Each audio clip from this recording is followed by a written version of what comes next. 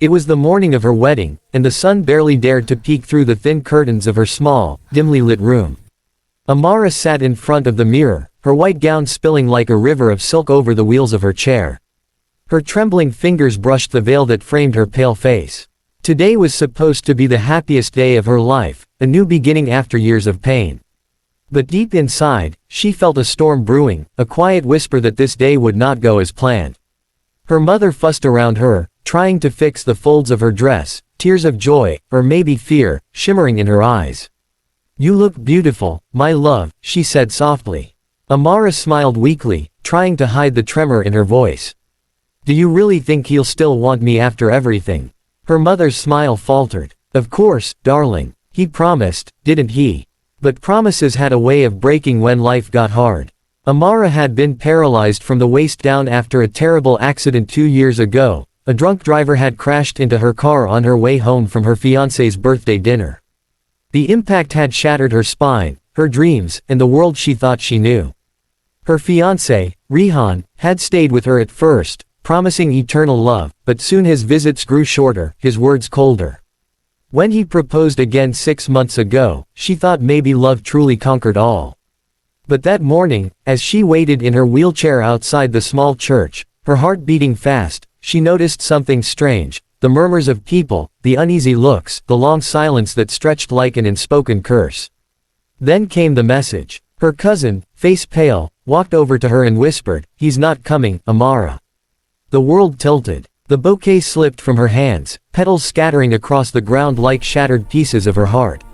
She stared at the church doors, waiting for someone to shout that it was a mistake, that Rehan was just late. But no one came. Whispers spread like wildfire. He left her. He couldn't handle it. Poor girl, she should have known. Amara's mother knelt beside her, sobbing. "We'll go home, sweetheart. Forget him. You don't deserve this humiliation." But Amara couldn't move, couldn't breathe. Everything around her blurred, the guests, the pitying glances, the pity itself.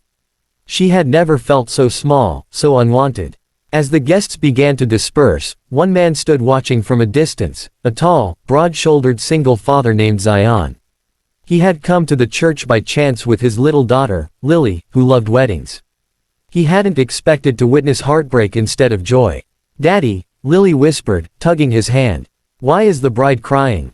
He swallowed hard, looking at the woman in the wheelchair surrounded by fading flowers.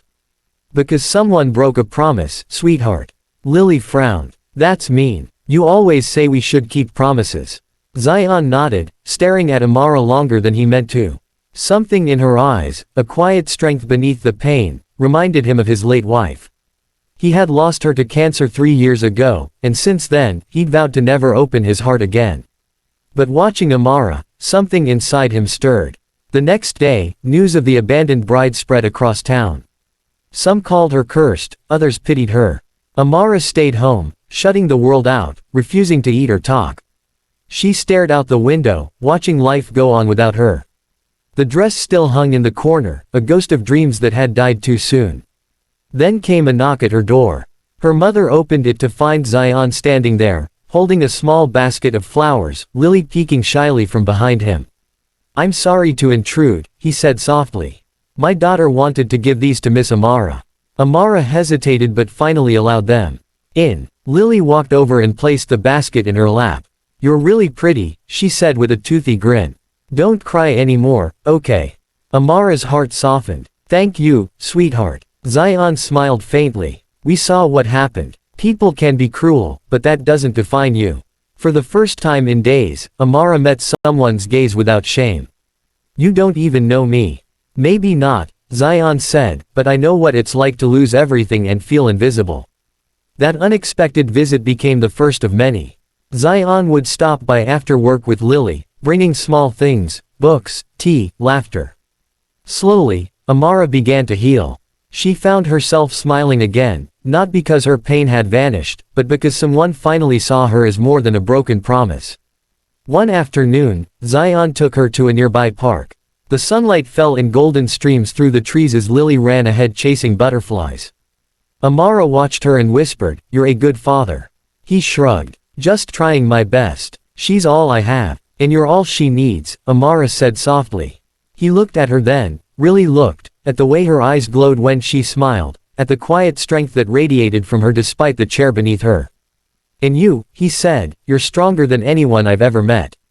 Weeks turned into months. What started as kindness became friendship, and what began as friendship slowly turned into something deeper. Zion would find excuses to see her, fixing her garden fence, helping her mother with groceries, taking her to therapy sessions. Each time, Amara felt the walls around her heart crumble a little more. One evening, as they watched the sunset from her porch, Amara whispered, "People still talk about me, you know. They think I'm cursed." Zion smiled faintly. "Then let them talk. Their words can't define what's real. But you deserve someone whole," she said, voice breaking. He leaned closer. "Amara, you are whole. You always were. You just forgot for a while." Tears filled her eyes. "Why are you doing this for me?" "Because," he said quietly, "when I look at you, I see hope. And maybe that's what I've been searching for all along." The first time he held her hand, it felt like coming home. She didn't pull away. She didn't hide. For the first time since the accident, she allowed herself to believe that love could return, not out of pity, but out of truth. Their bond deepened, and soon, even the town that once whispered behind her back began to notice. Zion didn't care what people said. When they went out together, he made sure everyone saw the way he looked at her, with pride, not shame. Then one rainy afternoon, he came to her house soaked to the bone, holding a small velvet box. Amara looked up, startled. "Zion, what are you?" He dropped to one knee in front of her wheelchair. "I know life hasn't been fair to you, but I want to change that. Not out of pity, but because I love you. You've taught me more about courage and grace than anyone ever could." Her hands trembled. "You don't have to do this. I'm not doing what I have to," he said, smiling. "I'm doing what my heart wants." Tears streamed down her face as she nodded, unable to speak. Lily clapped her hands in delight from the corner, shouting, she said yes. They married quietly a month later in the same church where her heart had once been broken. This time, there were no whispers of pity, only laughter, warmth, and love. Amara wore a simple white dress, her eyes radiant as she wheeled down the aisle with Lily scattering petals before her. When Zion took her hands and vowed, for better or worse, in sickness and in health, he meant every word. As they exchanged rings, Amara's mother wept in joy. The same church that had once echoed with silence now rang with music and hope. After the ceremony, Zion lifted her gently from her wheelchair, holding her close as they stepped outside into the sunlight. "You know," he said, "you're the bravest bride I've ever seen." She smiled, resting her head against his chest. "And you're the most unexpected miracle of my life." Years later, their love became the kind of story people told to remind themselves that second chances exist. Amara started a foundation to help others living with disabilities, while Zion supported her every step of the way. Lily grew up calling Amara, Mom, never once seeing her as different. Every anniversary, they returned to the same church where fate had once been cruel, only now, it was a place of new beginnings. Amara would wheel up to the altar, look at her husband and daughter, and whisper, "I thought I lost everything that day, but it was just life clearing space for something greater." And every time, Zion would take her hand and say, "You were never broken, Amara. You just needed someone to remind you that you could still fly." The world may have turned its back on her once, but love, real love, had found her again. And this time, it was strong enough to last forever.